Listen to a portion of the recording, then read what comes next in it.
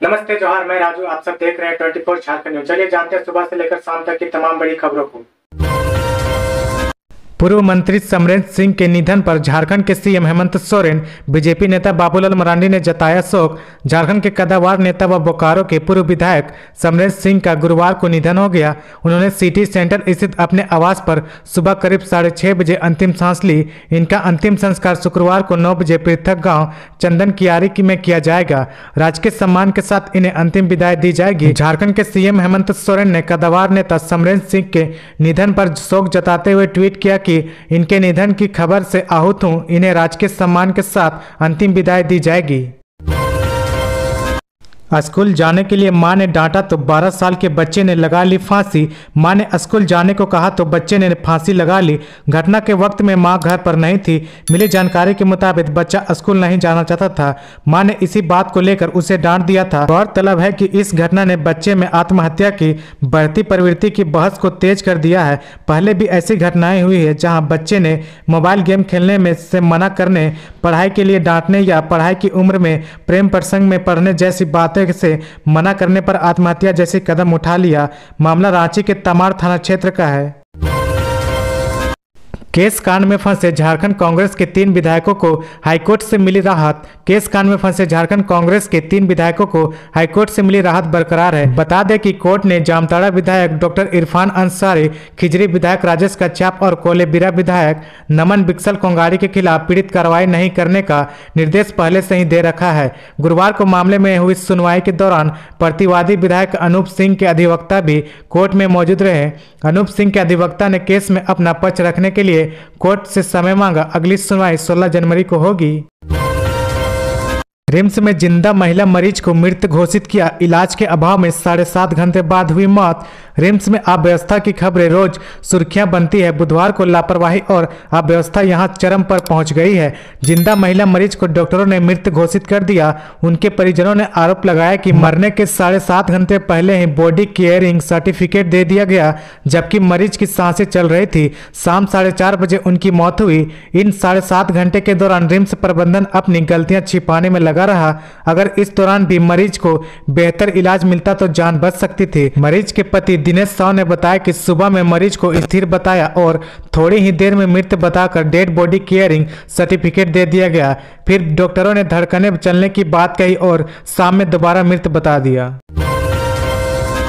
पंकज मिश्रा ने सीआईपी नशा मुक्ति केंद्र जाने से किया इनकार। साहिबगंज में अवैध खनन और मनी लॉन्ड्रिंग केस का आरोपी पंकज मिश्रा फिलहाल रिम्स के पेइंग वार्ड में इलाजरत हैं। रिम्स के मेडिकल बोर्ड का मानना है कि पंकज मिश्रा एक खास प्रकार के नशे का आदी है। उसे नशा मुक्ति केंद्र में इलाज की जरूरत है, लेकिन पंकज मिश्रा सीआईपी जाने को तैयार नहीं। हाल ही में रांची पुलिस की एक टीम पंकज मिश्रा को नशा मुक्ति केंद्र ले जाने के लिए रिम्स पहुंची थी, लेकिन उसने इनकार कर दिया। हालात ऐसे भी बने कि पंकज मिश्रा को सीआईपी में भर्ती कराने के लिए जेल प्रशासन ने रांची पुलिस से मदद मांगी थी।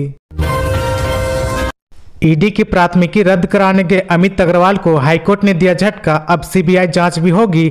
झारखंड हाईकोर्ट ने राजीव कुमार केस कांड की जांच सीबीआई को देते हुए 15 दिनों के अंदर पीआई दर्ज कराने का आदेश दिया है। हाईकोर्ट ने अमित अग्रवाल की याचिका को भी खारिज कर दिया। अमित अग्रवाल ने हाईकोर्ट में याचिका दायर कर राजीव केस कांड में ईडी द्वारा उसे गिरफ्तार करने की कार्रवाई को चुनौती दी थी। हाईकोर्ट द्वारा ईडी को जवाब देने के लिए समय देने और मामले में सुनवाई की अगली तिथि 30 नवंबर निर्धारित किए जाने के खिलाफ भी अमित अग्रवाल ने सुप्रीम कोर्ट में अपील दायर की थी। सुप्रीम कोर्ट ने उसे खारिज कर दिया है। अब टीएससी के मसले पर हेमंत सरकार और राज्यपाल में टकराव की आशंका। झारखंड जनजातीय सलाहकार परिषद की नई नियमावली और बैठकों के मुद्दे पर राजभवन और सरकार के बीच टकराव बढ़ सकता है। राज्यपाल की आपत्ति के बाद सरकार के जवाब पर आगे की बातें तय होगी। राज्यपाल की आपत्ति के बिंदुओं पर सरकार का जवाब जाएगा या नहीं, इस पर राजभवन की आगे की कार्रवाई तय करेगी। साहिबगंज महिला थाना प्रभारी रूपा तिर्की ने की थी आत्महत्या। सीबीआई ने इन बिंदुओं के आधार पर तैयार की रिपोर्ट। साहिबगंज महिला थाना प्रभारी के तत्कालीन थाना प्रभारी एसआई रूपा तिर्की मामले में सीबीआई पटना की टीम ने धनबाद सीबीआई कोर्ट को फाइल रिपोर्ट जमा कर दी है। एजेंसी ने कहा कि रूपा तिर्की की हत्या नहीं की गई थी, उसने फांसी लगाकर आत्महत्या की थी। जांच एजेंसी ने रिपोर्ट में यह भी कहा कि जांच में यह बात भी साबित नहीं हो सकी कि उसके बेचमेट एसआईसी कनौजिया द्वारा शादी का प्रस्ताव ठुकराने से दुखी होकर रूपा तिर्की ने आत्महत्या की। जसीडीह के सिमरिया में 3 भाई मिलकर चला रहे थे साइबर ठगी का गैंग। साइबर पुलिस ने छापेमार किया गिरफ्तार। साइबर थाना की पुलिस ने जसीडीह थाना क्षेत्र के सिमरिया गांव में बुधवार को छापेमारी कर 3 साइबर ठगों को नगद 11 लाख रुपए के साथ गिरफ्तार किया। गिरफ्तार साइबर ठगों की पहचान जसीडीह थाना क्षेत्र के सिमरिया निवासी सेलू कुमार पाठक व अभय कुमार पाठक, दोनों पिता मनोज पाठक के सगे भाई तथा बदिया निवासी रोशन कुमार पाठक पिता विनोद पाठक के तौर पर हुई। गिरफ्तार तीनों साइबर ठग रिश्ते में चचेरे भाई हैं। इनके पास से जब्त मोबाइल सिम के खिलाफ देश भर में 8 साइबर क्राइम के लिंक मिले, जिसकी जांच की जा रही है। झारखंड में आज से सुओ मोटो म्यूटेशन प्रणाली होगी लागू, सीएम हेमंत सोरेन करेंगे उद्घाटन।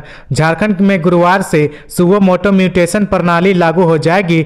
मुख्यमंत्री हेमंत सोरेन इसका उद्घाटन करेंगे। कार्यक्रम दोपहर 2 बजे से रांची में होगा। यूट्यूब पर इसका लाइव प्रसारण होगा। प्रणाली के तहत निबंधन के तत्काल बाद जमीन के दाखिल खारिज की प्रक्रिया प्रारंभ हो जाएगी। पूर्वी सिंहभूम के निबंधन विभाग में भी नई व्यवस्था लागू होने को लेकर तैयारी पूरी कर ली गई है। इस संबंध में विभागीय सचिव ने सभी उपायुक्त को पत्र भेजा है, जिसमें नई प्रक्रिया के बारे में जानकारी दी गई। झारखंड सरकार के राजस्व निबंधन एवं भूमि सुधार विभाग के भू अभिलेखा एवं परिमाप निर्देशालय से भेजे गए पत्र में कहा गया कि भूमि के निबंधन के बाद क्रेता यानी आवेदन को दाखिल खारिज के लिए संबंधित अंचल कार्यालय में अलग से आवेदन नहीं देना पड़ेगा। इसके लिए यह नई व्यवस्था लागू की जा रही है। झारखंड के पलामू में पुलिस को मिली बड़ी सफलता, सब जोनल कमांडर नारायण यादव गिरफ्तार। झारखंड के पलामू में पुलिस को बड़ी सफलता हाथ लगी है। दरअसल टॉप नक्सलियों में शुमार भाकपा माओवादी के सब जोनल कमांडर नारायण यादव को गिरफ्तार कर लिया गया है। पुलिस उन्हें लंबे समय से तलाश कर रही थी। इसके लिए पुलिस लगातार कई इलाकों में छापेमारी कर रही थी। आपको बता दें कि झारखंड और बिहार में उन्होंने कई नक्सलियों हमले को अंजाम दिया है। पुलिस अब आगे की कार्रवाई करने में जुट गई है। झारखंड के जमशेदपुर से चलने वाली कई ट्रेनों के समय में बदलाव, टाटा कटिहार एक्सप्रेस का रूट बदला। टाटा नगर रेलवे स्टेशन से होकर गुजरने वाली दक्षिण पूर्व रेलवे की ट्रेनों के समय में लगातार बदलाव किया जा रहा है। विकास कार्यों को देखते हुए ये सारे बदलाव किए जा रहे हैं, जबकि कई ट्रेनों को रद्द किया जा रहा है। इसके तहत 4 दिसंबर को राउरकेला पुरी एक्सप्रेस को रद्द कर दिया गया है। दोनों ओर से आने जाने वाली यह ट्रेन रद्द हो जाएगी। दूसरी ओर टाटा नगर धनबाद स्वर्ण रेखा एक्सप्रेस बड़ा भूम में भी टकराव हो सकेगा। चाईबासा में नक्सलियों और सुरक्षा बलों के बीच मुठभेड़ में 2 जवान घायल, कई उग्रवादियों को भी लगी गोली। झारखंड के अति नक्सल प्रभावित चाईबासा में नक्सलियों और सुरक्षा बलों के बीच मुठभेड़ की खबर है। फायरिंग में 2 जवानों को घायल होने की सूचना है। कई नक्सलियों को भी गोली लगने की खबरें हैं। बताया जाता है कि चाईबासा के नक्सल प्रभावित क्षेत्र टोंटो और गोइलकेरा थाना क्षेत्र में बॉर्डर एरिया में सुरक्षा बलों और नक्सलियों के बीच फायरिंग जारी है। घायलों जवानों को एयरलिफ्ट कर बेहतर इलाज के लिए रिम्स रेफर किया गया। वरीय पुलिस अधिकारी भी मुठभेड़ स्थल पर कैंप कर रहे हैं। विश्व एड्स दिवस आज देवघर में इस साल 100 नए मरीज की हुई पहचान। साल 2022 में विश्व एड्स दिवस समानता की थीम पर मनाया जा रहा है। समाज में फैले असमानताओं को दूर कर HIV को जड़ से खत्म करने का प्रयास किया जा रहा है। स्वास्थ्य विभाग की ओर से लोगों को HIV से बचाव के लिए लगातार जागरूक किया जा रहा है। देवघर में संचालित ART सेंटर में इस साल अब तक 100 नए मरीजों की पहचान हुई। इसमें संथाल परगना के 3 जिले देवघर, गोड्डा और जामताड़ा जिला के 76 नए मरीज शामिल है। वहीं बिहार के बांका और जमुई जिला के 24 मरीजों की पहचान हुई। इनका इलाज देवघर ART सेंटर में चल रहा है। इसमें सबसे अधिक गोड्डा जिला में 39 संक्रमित मिले, जबकि देवघर जिले में 25 और जामताड़ा जिला में 12 नए संक्रमित केस मिले हैं। झारखंड हाईकोर्ट में बाबूलाल मरांडी की याचिका पर विधानसभा ने दी ये दलील। झारखंड हाईकोर्ट के जस्टिस राजेश शंकर की अदालत ने स्पीकर ट्रिब्यूनल द्वारा दल बदल मामले में बगैर गवाही व बहस सुने फैसला जजमेंट पर रखने को लेकर दायर याचिका पर सुनवाई की। मामले की सुनवाई के दौरान विधानसभा की ओर से बहस शुरू की गई।